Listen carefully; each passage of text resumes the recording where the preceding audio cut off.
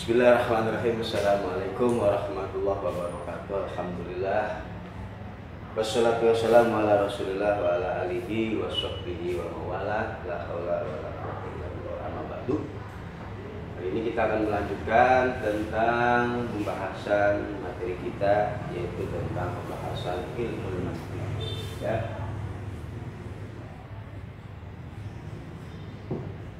Ini kita akan membahas tentang anwa'ud dilalah.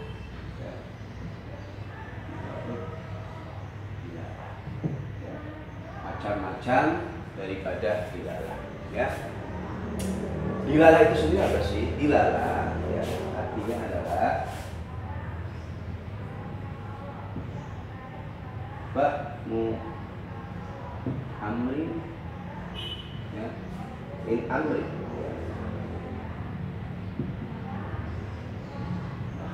ya, yaitu memahaminya kita pada satu perkara dari perkara yang lain ya, memahaminya kita pada satu perkara dari perkara yang lain ketika ya, dilalah adalah memahaminya kita pada satu perkara dari perkara yang lain. Nah, amr pertama ini memahami satu perkara ini dinamakan dengan ya madlul atau yang ditunjukkan ya, dilalah itu padanya petunjuk ya. Petunjuk apa artinya? Memahami satu perkara dari perkara yang lain. Perkara yang pertama dinamakan dengan madlul, perkara yang kedua dinamakan dengan ya, yang menunjukkan. Ya, kita contohkan seperti halnya memahaminya kita ya atas perkara yang ada di atas ya, al-ma'bud ya bi ya ya, yang terlihat di atas kita ya, seperti memahaminya kita kepada perkara yang ada di atas kita ya, diambil dari lafaz as-sama yaitu dari lafaz. Maka lafaz as-sama ini ya, ini dinamakan dengan dar ya, karena dia petunjuk atas al-ma'hud fawqana ya, sesuatu yang ada di atas kita. Nah, al-ma'hud fawqana ini dinamakan dengan madlulan, yang ditunjukkan ya. Ini ya, jadi memahami sesuatu dari sesuatu yang lain. Sesuatu yang pertama yang kita pahami itu dinamakan madlul. Contohnya seperti perkara yang ada di atas kita atau yang nampak di atas kita. Nah, untuk mengetahui perkara yang di atas kita, ini kita melalui lafaz as-sama. Maka lafaz as-sama ini dinamakan dar, dan al-ma'ruf fawqana yang ada di atas kita dinamakan madlul. Atau contoh lagi seperti halnya ya, kita mengetahui ya di belakang tembok itu ada seseorang ya, ada seseorang syakhs ya, di belakang tembok ada seseorang. Nah, mengetahui di belakang tembok ini ada seseorang ini bisa kita ketahui dengan adanya suara yang terdengar dari belakang tembok ya, dengan suara yang terdengar dari di belakang tembok. Maka dengan kita ya memahami ya petunjuk dengan suara ya yang kita dengar yang ada di belakang tembok, kita bisa mengetahui bahwa yang ada di belakang tembok itu adalah seseorang atau manusia. Maka sautun ini merupakan dalan sebagai petunjuknya saksun, seseorang yang ada di belakang tembok ini dinamakan madlul, yang ditunjukkan ya. Paham ya? Jadi dal itu atau dilalah itu adalah memahami sesuatu dari sesuatu yang lain. Seperti contoh kita memahami bahwa yang di belakang tembok itu seseorang yang memahami atau mengetahui dari ya suara yang terdengar dari belakang tembok. Maka ya, seseorang yang ada di belakang tembok yang sudah kita katakan itu dinamakan madlul, yang ditunjukkan dengan suara yang kita dengar itu. Nah, ya perhatikan ya. Kemudian ad-dilalah ya. Ad-dilalah ini ditinjau dari segi dalnya ya, ini dibagi menjadi dua ya. Ya. Bila nah ini dibagi menjadi dua. Ada kalanya ya dal yang berupa lafzul wawai tolak ya. Ada kalanya ya, dilalah ditinjau dari sekitarnya ini dibagi menjadi dua ya. Ada kalanya dilalah ya yang berupa lafaz dan juga ada kalanya dilalah yang bukan berupa lafaz atau saut ya, ya atau yang bukan lafaz atau yang bukan suara ya, pahami ya bahwa dilalah dari segi dalnya ini dibagi menjadi dua ya. Ada kalanya dia berupa lafaz atau suara dan ada kalanya yang bukan berupa lafaz atau suara. Nah, dari keduanya ini ini dibagi lagi ya, dibagi lagi menjadi ya ada kalanya ya ad-dilalah ya berupa lafaz ini ada kalanya imma ayyuna ya bil wada'i di au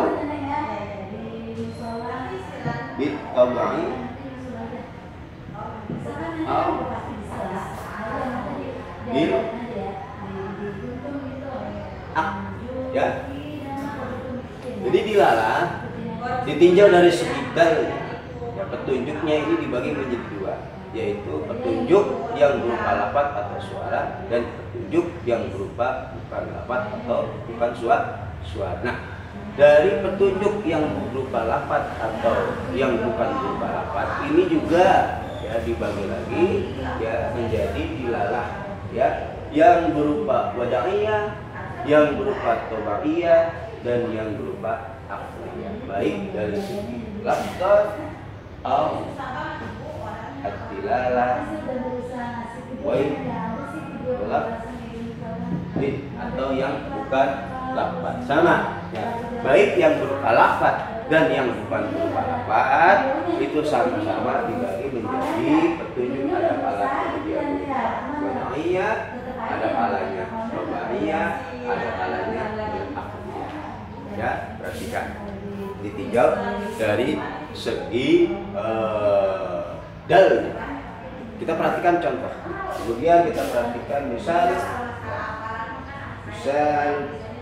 bila lafaz dalam segi lafaznya al-wada'iyah ya,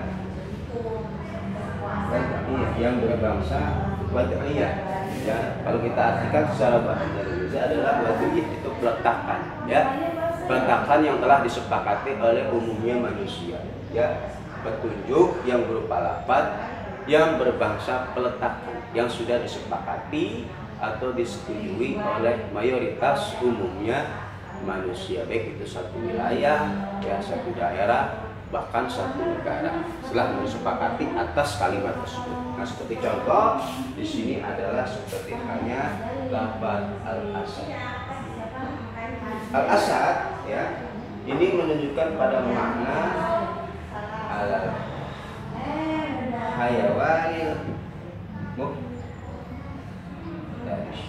ya. Lafaz asad ya, ini adalah dilalah secara lafaz yang berbangsa peletakan atau yang sudah disepakati oleh umumnya manusia bahwa lafaz asad ini diletakkan untuk makna hayawan buas, hewan buas atau hewan pemangsa yang lainnya ya. Ini lafaz asad ini secara peletakan digunakan untuk makna hewan buas atau hewan pemakan sesama ya. ya sesama orang. Dan juga contoh yang lainnya adalah seperti halnya ya al-insan, lafaz al-insan. Lafaz al-insan ini ya menunjukkan pada mana alal hayawan anak ya. Lafaz al-insan ya ini merupakan dilalah dia secara wadaiyah, peletakan atau kesepakatan umumnya manusia bahwa lafaz insan ini menunjukkan pada mana al-hayawan natik, yaitu hewan yang bisa berpikir atau hewan yang bisa berbicara. Ini contoh dilalah dia yang berbahasa wadaiyah atau peletakan atau yang telah disepakati oleh umumnya manusia. Kemudian contoh daripada misal dilalah ya dalam segi lafaz, tetapi yang berbahasa at-tabaiyah ya at-tabaiyah karakteristik atau tabaiyah ya tabaiyah. Contohnya adalah seperti halnya lafaz al-amin ini ya marodi ya wa'ah ya ala alami ya bis ya. Kemudian contoh daripada dilalah lafziyah yang berbangsa tabaiyah, karakter, kebiasaan ya umumnya manusia adalah seperti ucapan atau lafaz anin ya, yaitu rintihan ya yang menunjukkan pada makna sakit. Orang yang merintih umumnya dia sudah mengalami sakit. Kemudian juga seperti lafaz ya yang menunjukkan pada makna yang dialami, yaitu sakit yang dialami di dalam hati. Intinya tabaiyah atau karakter yang menunjukkan pada makna yang sesuai dengan apa yang ditunjukkan pada karakter atau tabaiyah tersebut. Seperti contoh di sini orang merintih itu pasti dia menunjukkan pada makna sakit, atau itu juga menunjukkan pada makna sakit. Nah, ini contoh dilalah lafziyah yang berbangsa tabaiyah atau kebiasaan atau karakter. Kemudian contoh ya yang berupa ya akliyah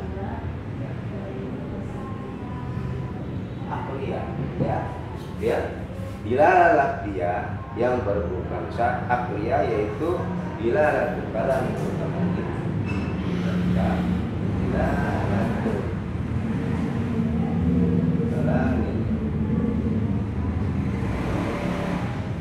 mutakallim min wara'il jilal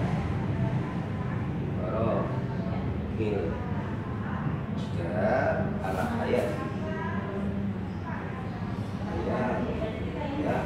ya menunjukkannya ya secara akliyah, secara akal ya akal pikiran manusia ya menunjukkannya ucapan orang yang berbicara di belakang tembok ini menunjukkan pada masih hidupnya orang tersebut atau masih adanya orang tersebut atau adanya orang di belakang tembok tersebut. Ini secara apa?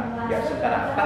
Ketika ada suara ya terdengar di belakang tembok, maka itu menunjukkan bahwa di belakang tembok itu ada seseorang ya yang mengeluarkan suara tersebut. Ini secara akal diterima.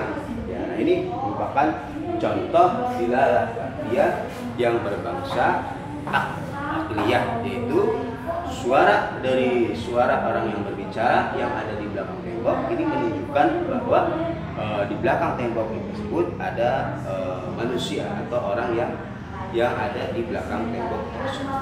Ini contoh daripada dilalah lafziyah baik yang berbangsa wadaiyah, yang berbangsa tabaiyah, dan yang berbangsa akliyah. Ya. petunjuk yang berbangsa lafaz, yang berbangsa peletakan yang telah disepakati oleh umumnya manusia seperti lafaz al-asad ini menunjukkan pada makna al-hayawan al-muftarish, yaitu buas secara peletakannya bahwa asad ini dimakna al-hayawan al-muftarish. Begitu juga contoh al-insan secara peletakannya, secara kesepakatan manusia bahwa insan ini menunjukkan pada makna al-hayawan natik, yaitu hewan yang bisa berpikir atau berbicara. Kemudian contoh dilalatul lafzi yang bermaksud tawadiyah, karakter, ya, karakter atau kebiasaan, yaitu lafaz al-anin atau ucapan anin, ya, rasa merintih. Ini menunjukkan alal marad bahwa orang tersebut sedang sakit. Begitu juga lafaz ini menunjukkan pada makna al-alam, sakit yang ada dalam hati, rasa sakit di hatinya, ya. Kemudian dilalatul lafziyah yang bermaksud akliyah, secara akal bisa diterima, yaitu menunjukkannya ucapan seseorang yang berucap di belakang tembok. Ini menunjukkan pada adanya orang tersebut, ya, adanya orang tersebut yang ada di belakang, ya, tembok tersebut. Ini merupakan bagian daripada dilalah lafziyah, baik yang berbangsa wad'iyah, taubiyah dan akliyah. Ya, kita kembali lagi. Jadi kita membahas tentang anwa'ul dilalah, macam-macam daripada dilalah. Dilalah itu sendiri adalah memahami sesuatu dari sesuatu yang lainnya, ya, memahami sesuatu dari sesuatu yang lain. Amr pertama, sesuatu yang kita pahami, ini dinamakan madlul. Kemudian amr yang kedua dinamakan dal atau petunjuk. Dilalah ini diambil dari kata dalla, ya, dilalah kata, ya, dalla ya dulu dilalah petunjuk. Ini, ya. Kemudian dilalah, ya, secara umum, ya, secara umum dengan mengiktibar atau melihat pada dalilnya, ya, ini dibagi menjadi dua bagian. Ada kalanya petunjuk yang berupa lafaz atau suara, ada kalanya petunjuk yang bukan berupa lafaz dan juga bukan berupa suara. Nah, dari keduanya ini, petunjuk yang berupa lafaz atau suara dan petunjuk yang bukan berupa lafaz dan bukan berupa suara, ini juga dibagi menjadi, ya, beberapa bagian lagi, yaitu diantaranya dilalah lafziyah, ya, imma ayakuna bil wad'i, ada kalanya dilalah lafaz yang menunjukkan pada makna secara peletakannya. Kemudian dilalah lafziyah bil tabi'iyah, ya, secara karakter atau tabai. Kemudian dilalah lafziyah bil aqliyah. Sama dilalah ghair lafzi juga dibagi menjadi dilalah ghair lafzi tabi'iyah, dilalah ghair lafzi wad'iyah, dilalah ghair lafzi aqliyah. Ini contoh daripada dilalah lafzi al-wad'iyah, yaitu lafaz asad menunjukkan pada makna hayawan muftarish. Secara peletakan bahwa lafaz asad ini menunjukkan pada makna al-hayawan al-muftarish. Begitu juga lafaz insan. Ini secara peletakan, ya, menunjukkan pada makna al-hayawan natik, hewan yang bisa berpikir. Kemudian contoh dilalah lafziyah tabaiyah, yaitu merintihnya seseorang, ya, suara atau lafaz ini menunjukkan pada makna orang tersebut yang sakit.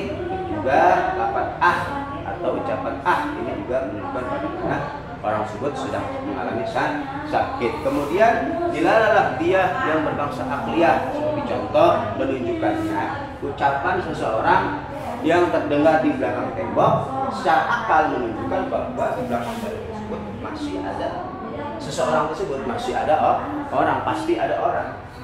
Yang menunjukkan mana? Adanya suara. Ini menunjukkan adanya orang tersebut yang ada di belakang tembok.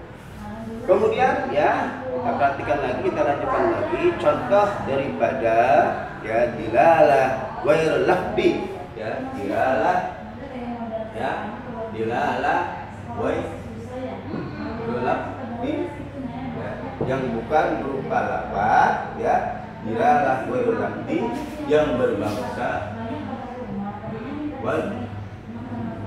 iya atau peletakan. Dilalah yang bukan berupa petunjuk, yang bukan berupa lafaz, yang berbangsa peletakan.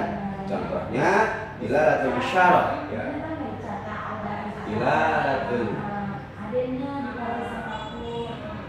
isyarah, ya, ala makna. Nah, dilalah menunjukkannya, ya, seorang yang isyarat, ya, contoh seperti manggut-manggut, ini menunjukkan pada mana ya dia setuju. Atau dilalah isyarat, ya, geleng-geleng kepala, ya, ini menunjukkan pada mana lah bahwa dia tidak setuju. Nah, ini petunjuk yang bukan berupa lafaz, tetapi secara peletakannya, ya, secara peletakan kesepakatan bahwa isyarat, ya, ini bisa menunjukkan pada makna na'am atau la. Contoh, ya, manggut-manggutnya seseorang, isyarat dia manggut-manggut bahwa dia mengatakan iya atas apa yang diutarakan. Begitu juga geleng-geleng kepala. Nah, ini menunjukkan pada makna tidak setujunya dia pada perkara tersebut. Nah, ini merupakan dilalah yang bukan berupa lafaz, bukan berupa lafaz, tetapi secara peletakan. Itu menunjukkannya isyarat, ya, seseorang pada makna. Contoh di sini adalah ya, ya. Kemudian contoh dilalah melafi al, ya, at-tabaiyah, ya. Ya. Dilalah ghairul lafzi, dilalah yang bukan berupa lafaz, yang berbangsa karakter, yaitu dilalatul umrati malal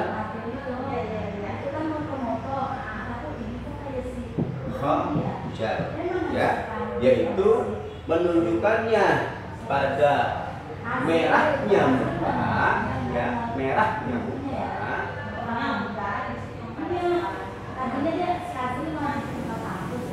atas makna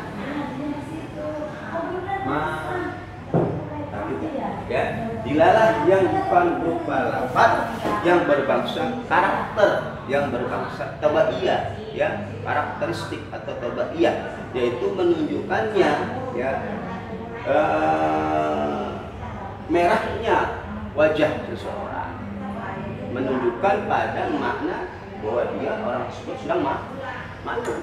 Orang kalau malu, maka yang pertama adalah wajahnya merah-merahan, atau dalam ekspresi wajahnya ini menampakkan kegugupan, ya, kepanikan karena malu atas perbuatan. Nah, ini merupakan dilalah yang bukan berupa lafaz, petunjuk yang bukan berupa lafaz, yang berbangsa karakter atau tabaiyah, ya, seperti contoh di sini adalah merahnya muka seseorang menunjukkan pada makna bahwa orang tersebut ini sedang mengalami malu atau sedang dalam keadaan malu. Kemudian contoh, ya, bila ratu belafdi yang bukan berupa lafaz, yang berbangsa, ya, aqliyah, ya, dilalah yang bukan berupa lafaz atau suara yang berbangsa aqliyah, yaitu contohnya dilalatul alam, ya, menunjukkannya alam, alam mau